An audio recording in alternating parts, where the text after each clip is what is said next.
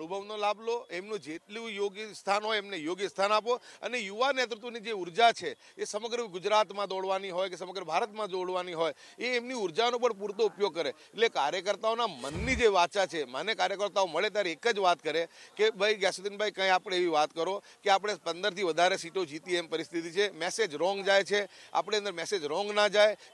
યુવા નેતૃત્વ છે એ સિનિયરોનું સન્માન કરે અને સિનિયરો જે છે યુવા નેતૃત્વને સમર્થન કરે. અને લોકસભાની ચૂંટણીના હવે ગણતરીના દિવસો બાકી રહ્યા છે, તો એવા સમયે આપણે એક મેસેજ જાય જેનાથી મીડિયાને અને લોકોને પણ કોઈ મસાલો ના મળી રહે. એટલે તમે જે કાલે નિવેદન આપ્યું હતું કે જે લોકો લોકસભાની જીતવાની વાતો કરે છે, વિધાનસભા નથી જીતી શકતા, તો એ નિવેદનથી હવે તમે પાછા ફરી રહ્યા છે એવી રીતે લેવું?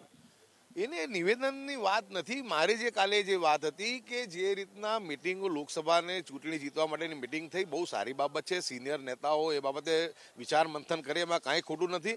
પરંતુ મારું કહેવું હતું કે કાર્યકર્તાઓનું એમ માનવું છે કે જો ગુજરાત પ્રદેશ કોંગ્રેસ સમિતિ ખાતે આ મિટિંગ થઈ હોત અને અમુક ચોક્કસ નેતાઓ એની અંદર ના હોત અને તમામ નેતાઓને બોલાવીને વિચાર મંથન કર્યું હોત તો બહુ સારી બાબત છે. કેમ કે જે નેતાઓ સિનિયર ભેગા થયા એમની લાગણી સાચી અને સારી હતી કે ભાજપને હરાવવા માટે લોકો ભેગા થયા હતા.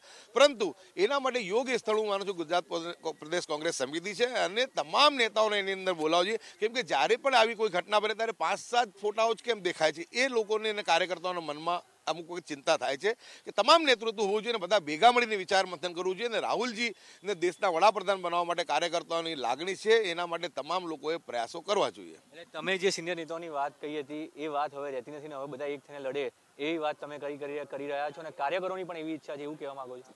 કાર્યકર્તાઓની સીધી એ જ ઈચ્છા છે કે જુનિયર સિનિયર બધા ભેગા મળીને કામ કરે. સરવાળે બધા સૈનિકો છે. મારું ચોખ્ખું કહેવું છે કે પાર્ટીના માલિક 5-7 નેતાઓ નથી મારા ભાઈ.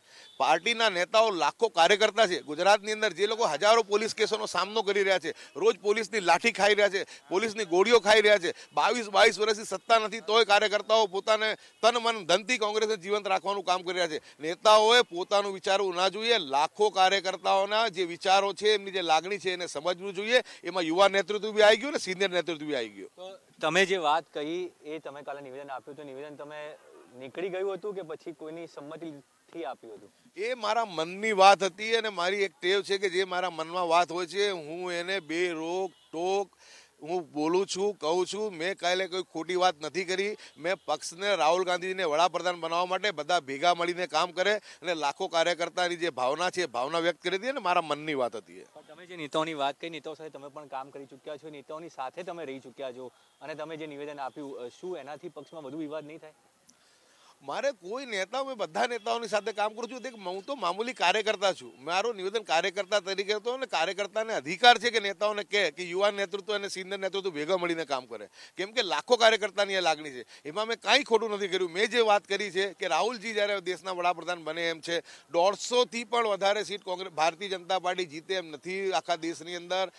જીએસટી હોય, નોટબંધી હોય, બેકારી હોય, મોંઘવારી હોય કે સરહદોની જે સ્થિતિ હોય, ભારતીય જનતા પાર્ટીનો પરપોટો ફૂટી ગયો છે. આપણે જોયું 5-0થી ભારતીય જનતા પાર્ટીનો જે શાસન છે એનું 5 રાજ્યોમાં અંત આવ્યું. એમાં 3 રાજ્યો તો કોંગ્રેસ જીતી છે. લોકો તૈયાર છે કોંગ્રેસને મત આપવા માટે. ગુજરાત કરતાં પણ નબળી સ્થિતિ રાજસ્થાન, છત્તીસગઢ અને મધ્યપ્રદેશની હતી કોંગ્રેસની. પરંતુ લોકો મન બનાવીને બેઠા હતા અને રાહુલ ગાંધીના જે અથાગ મહેનતના અથાગ પ્રયાસો હતા એના પરિણામે તો આપણે જીત્યા છે. જ્યારે લોકો મન બનાવી લે છે ત્યારે કોઈની તાકાત નથી કે કોઈ કોઈને હરાવી શકે કે જીતાવી શકે. અને મારું એટલું જ કહેવું છે કે લોકસભાની ચૂંટણીઓ પ્રાદેશિક નેતાગીરીના નામે નથી લડાતી. લોકસભાની ચૂંટણીઓ દેશનો જો નેતૃત્વ, શીર્ષ નેતૃત્વ છે એના નામે લડાય છે. દેશનું જે રાજકીય વાતાવરણ છે એના નામે લડાય છે. એટલે બધાએ ભેગા મળીને સાથે કામ કરવું જોઈએ અને લાખો કાર્યકર્તાઓની ભાવનાની કદર કરવી જોઈએ. ગ્યાસુદ્દીન શેખ જેમણે સ્પષ્ટપણે કહ્યું કે એમનું નિવેદન જે હતું એ કાર્યકર્તાની વાત હતી. કાર્યકર્તા તરીકે એમણે વાત રજૂ કરી અને તમામ લોકો એક થઈને લડે તેવું હાલ કાર્યકર્તાઓ ઈચ્છી રહ્યા છે. તમામ નેતાઓ સાથે મળે, પછી તે સિનિયર હોય કે જુનિયર, અને એ જ આશા તેઓ પણ રાખી રહ્યા છે. કેમેરામેન અવનીશ સાથે બ્રિજેશ દોશી, એબીપી અસ્મિતા, અમદાવાદ.